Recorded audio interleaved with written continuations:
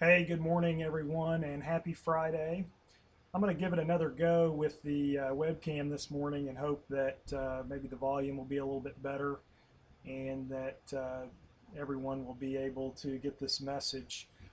Just recapping this last week, big news with Blue Ribbon Schools. Congratulations once again. So exciting for our entire school and community to receive what is really the highest honor that a school can receive, the Blue Ribbon Schools Award. So great job, and we appreciate you so much for what you do every day in the classroom. It's really our teachers and our students that deserve the biggest recognition, along with everyone else that plays a role. We can't forget about all the other folks in the building, whether it's our secretaries, our custodians, our cooks, uh, bus drivers. Everyone in a school district plays a role. We don't do it alone, and we can all share in the celebration of Blue Ribbon. We are looking forward to celebrating at an assembly in October, and we're probably going to do that on October the 15th. That's still in the works. We're hoping that Governor Nixon's going to be able to be here, but that remains to be seen. But we're going to plan an assembly and celebrate and really try to make it fun for our kids, our students, and just thank them for the efforts that they're placing in the classroom and also remind them that it's never good enough. We always want more. What more can we want them to be more committed students? We want them to be um, better learners, and we'll have some of that as well in our Blue Ribbon Assembly. For the last couple of days, I've enjoyed doing walkthroughs through classrooms and was in Kim Ware's classroom yesterday watching her work with students who struggle with learning, and she was balancing ISS, students doing E2020, and students who basically were just needing some support on some academic assignments all at the same time. She was juggling that and doing a fantastic job. I also noticed, mentioned this to her earlier this week, that I really like that she has on her wall a Abe Lincoln quote where he says, one of the best ways to destroy your enemies is to make them your friends.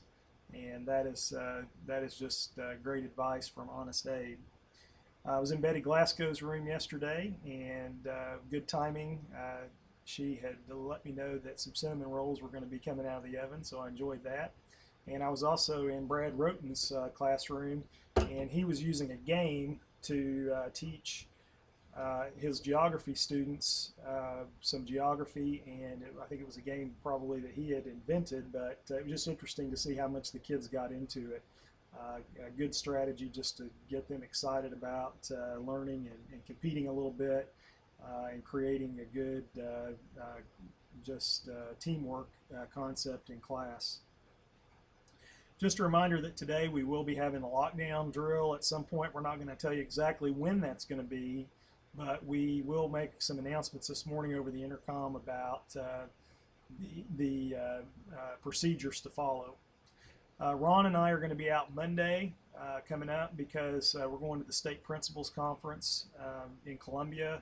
We rarely do this, but we felt like this would be a good opportunity this year to get up to the principals conference. There's some good topics on the breakout sessions, and so we'll be out. Todd Schrader will be here filling in our absence, and if you need anything, if there's any emergency types of situations, he'll help out with that. Next week, we have a 4-day week for students because we're going to have PD Day on Friday, and I think we've been working on some planning for that. The morning will be from 8 to noon with looking at data. We'll start in the library for about a 30-minute opening, and then we'll go out into our teams to look at data and try to get some really strong team work done in each of our departments. Uh, Part of that will be item analysis from EOC.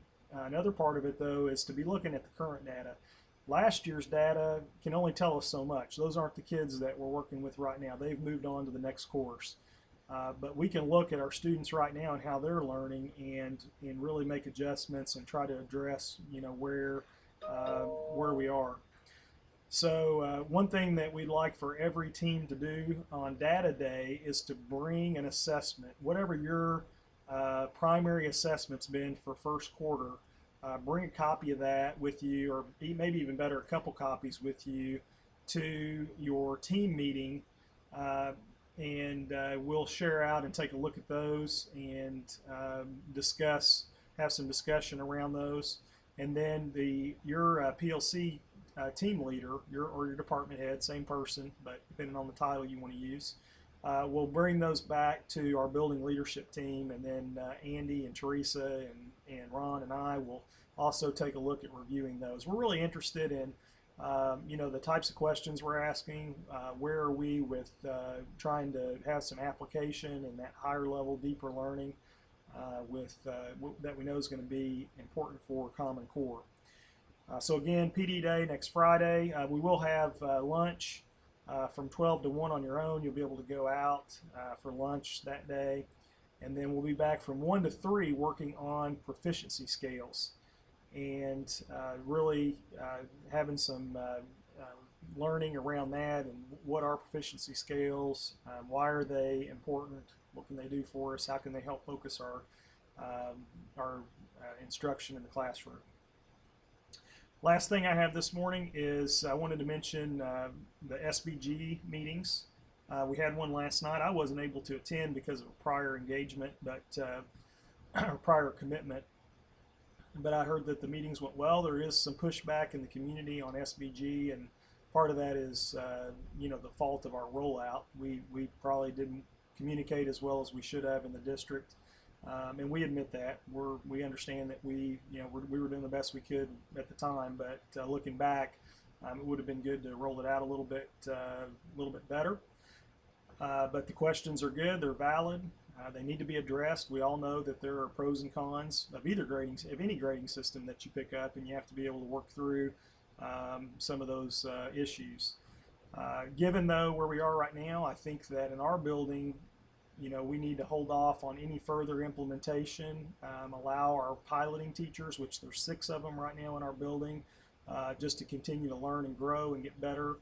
And help guide us so that we can avoid some of the pitfalls as we continue to move forward. And again, we don't know what the end result's going to be. We may pilot and come to a point where we feel like SBG is not going to be the way we want to go. But with seeing the thinkers in the field, the assessment gurus, the experts, it's been for several years. This has been a big topic, a hot topic. I don't think that it's going away, and I think that we will continue to see our profession move in a direction of assessment being lined up with more of a standards-based approach. It's just where we are. So we're just going to continue to learn and grow. I would imagine that at this point, with where we are, the whole process is going to be slowed down a little bit, though. So all we ask from teachers, same thing as we were asking at the beginning of the year, is just to be open-minded, to be learners, and to take the information and process it as best you can. So, hey, have a great day today and a great weekend. It's beautiful. It's beautiful outside, and I'm looking forward to spending some time with the family this weekend. Maddie's going to run a cross-country meet at Hermitage tomorrow. So we're going to be going to that, but hope you have great plans with your family and have a great weekend.